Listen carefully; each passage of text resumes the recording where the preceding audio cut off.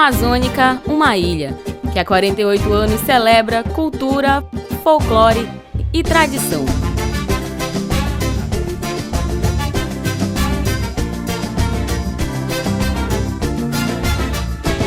Situada a 369 quilômetros de Manaus, Parintins é referência de manifestação popular na região norte do Brasil. É através da disputa dos bois de pano, caprichoso e garantido, representado pelas cores azul e vermelho. O Festival Folclórico de Parintins ocorre anualmente no último fim de semana do mês de junho. Aqui, no Centro Cultural Amazonino Mendes, conhecido popularmente como Bumbódromo. Hoje o festival é conhecido internacionalmente e é conceituado como um dos maiores eventos folclóricos do país.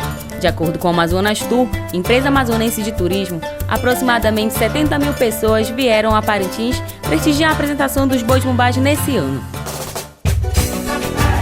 Através de 21 itens divididos em blocos designados como musical, cênico-coreográfico e artístico, as duas associações folclóricas são julgadas em 3 dias de apresentação. Toadas, danças e o entusiasmo dos brincantes atuam em harmonia para dar vida ao espetáculo, mas são nas estruturas alegóricas representadas pelo item de número 16 que se concentra o suporte cenográfico das apresentações.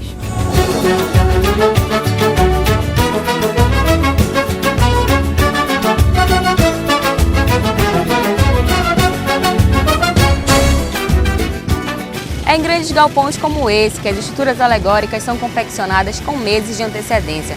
Elas chegam a medir até 17 metros de altura e são as grandes responsáveis pela grandiosidade do festival. Mas para chegar à dimensão atual, essas alegorias passaram por um processo evolutivo com o decorrer dos anos. A primeira alegoria surgiu em 1976 no Boi Bumbá Garantido. Há 40 anos, o artista Jair Mendes trabalha no desenvolvimento delas nos bois de Parintins. É ele o responsável pela inserção dessas estruturas no festival folclórico. Eu fui trabalhar no Rio de Janeiro, numa casa de publicidade. Eu era desenhista, arte finalista, né? Aí eu ia assistir na concentração das escolas de samba, que naquele tempo não era na Sapucaí, era na Presidente Vargas. Aí eu ia lá ver as escolas, a concentração. Gostava muito de ver a Portela, que era a minha escola do coração, né? Aí eu via aquelas coisas que estavam lá, eu achava só comigo mesmo, né, que eu fazia aquilo melhor. Se eu fosse fazer, eu fazia aquilo bem melhor, né? Aí eu tinha essa vontade de fazer aquelas coisas, né? Aí eu vinha voltar para minha terra, que era Parintins. Aí eu pensava, lá em Parintins não tem carnaval, mas tem boi bumbá, né? Foi aí que eu comecei a introduzir aquilo que eu vi lá no Rio de Janeiro. Eu comecei a introduzir devagar no boi bumbá e o resultado está aí, coisa de louco que está aí agora.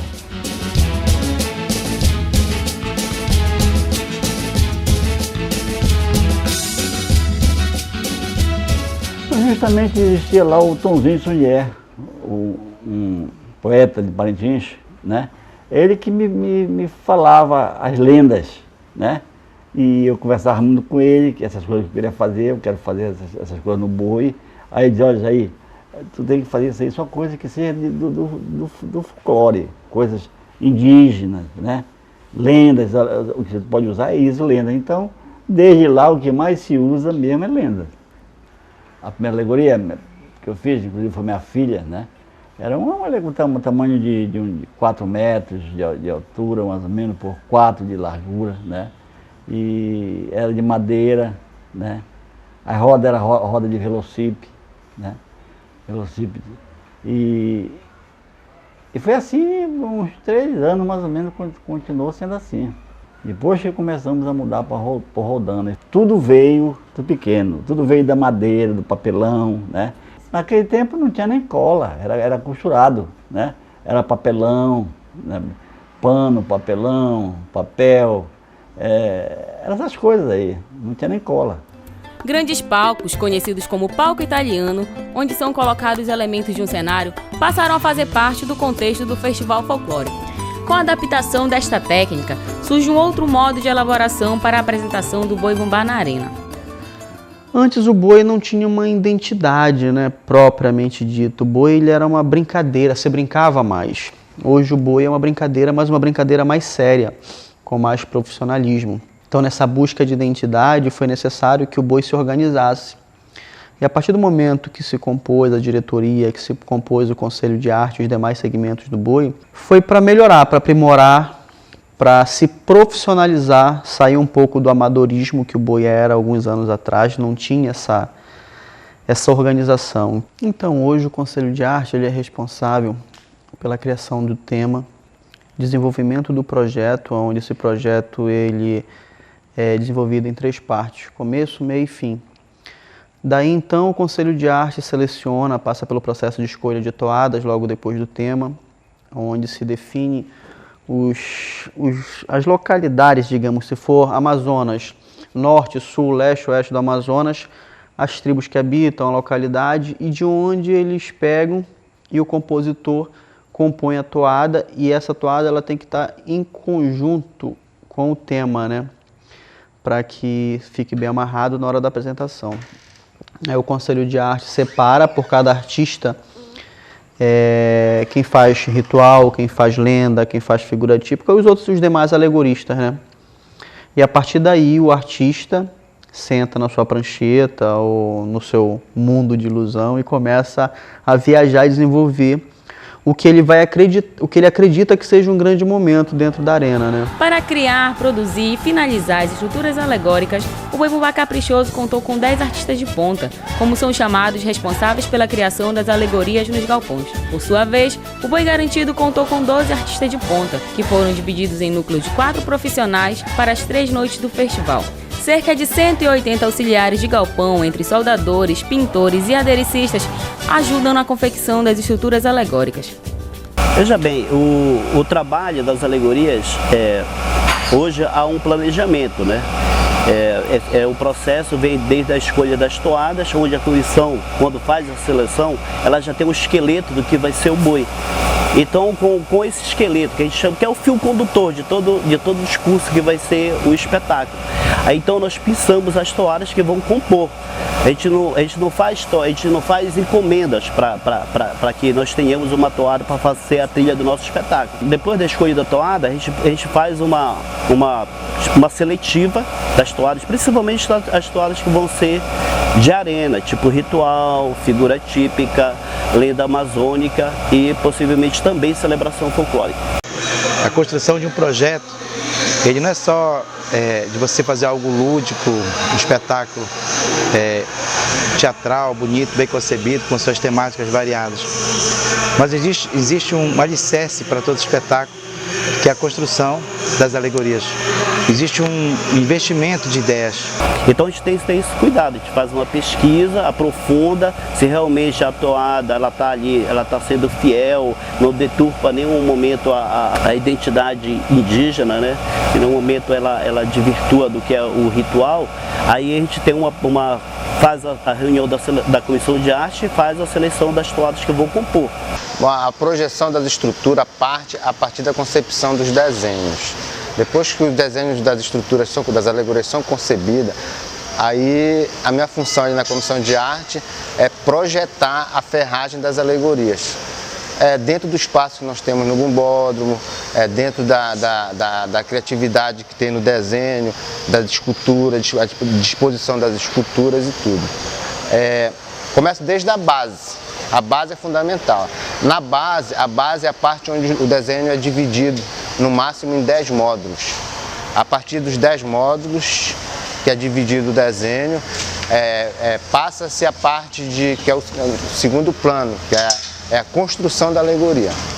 Na verdade, sem a projeção, sem um estudo anterior, a gente não consegue fazer um trabalho que tem que ser feito, né? No caso, tem lanças que vão a 20 metros de altura, que vai levar um item, então ela tem que ser toda projetada, toda estudada. A questão da ferragem, das amarrações, se vai suportar o peso, se ela não vai vergar para um lado, se ela não vai quebrar. É todo um estudo técnico. O processo todo vem com a parte de desenho, né? Depois nós passamos para a escala, e depois a gente vai para a execução no ferro. No ferro, né, tem os soldadores, a parte de escultura de ferro e na sequência as esculturas de isopor, né, e na sequência de novo a gente vem já com o revestimento, o acabamento e a pintura.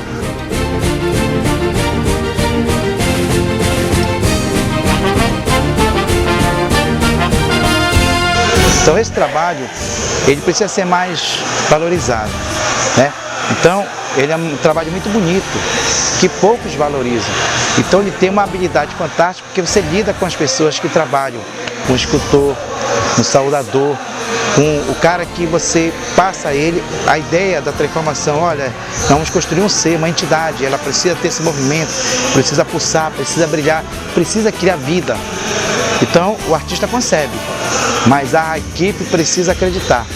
Então existe um trabalho gigantesco, né, da equipe de base, os soldadores, os escultores, os pintores, os aderecistas. É que essa arte ela tem um objetivo maior, de levar o encantamento, de levar a sedução, a levar a emoção e trazer, na verdade, o prazer de dizer, poxa, valeu a pena ter Parintins, vendo o projeto inovador, como esses artistas que têm o toque de vidas, né, nos dedos, para transformar, às vezes, um nicho em luxo e algo precioso para se assistir.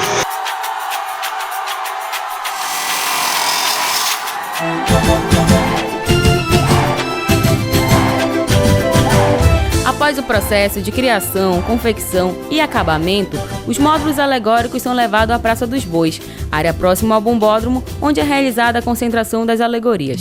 No dia 23 de junho, semana do festival, o Boi Bumbá Garantido iniciou a retirada dos módulos alegóricos do galpão. Cerca de 180 homens, denominados de caçauerés, realizam o translado dos módulos em aproximadamente 1 hora. A semana do festival é o momento dos ajustes finais. As últimas montagens e içamento de peças são realizadas ali mesmo no local de concentração. É assim que as montagens de módulo vão ganhando forma e transformando as alegorias em cenários de celebração folclórica, figura típica regional, lenda amazônica e ritual indígena. Os testes de iluminação, movimento e dos departamentos de cênica também são realizados para que tudo dê certo no momento da apresentação. E após 70 dias e 600 horas de trabalho, é aqui na Arena do Bombódromo que os módulos alegóricos são montados, contando histórias remetentes à cultura e o folclore parintinense. O cotidiano, os costumes, os contos do imaginário e a crença do povo amazônico também são retratados nas alegorias. Através delas surgem os itens individuais, como a cunhamporanga, que representa a moça mais bela, a porta-estandarte, conduzindo o símbolo do boi em movimento, a rainha do folclore, representando a diversidade das manifestações populares, a sinhazinha da fazenda, filha do dono do boi, e os protagonistas do Festival Folclórico de Parintins, o Boi Bumbá Caprichoso e o Boi Bumbá Garantido.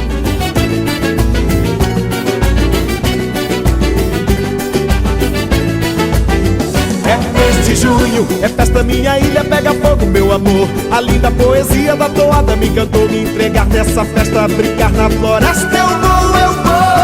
Eu vou pintar minha cidade, enfeitar de azul e bom. Erguei minha bandeira, pendurar nos 4 cantos da minha ilha, encantada da galera azulado, caprichosa, meu amor.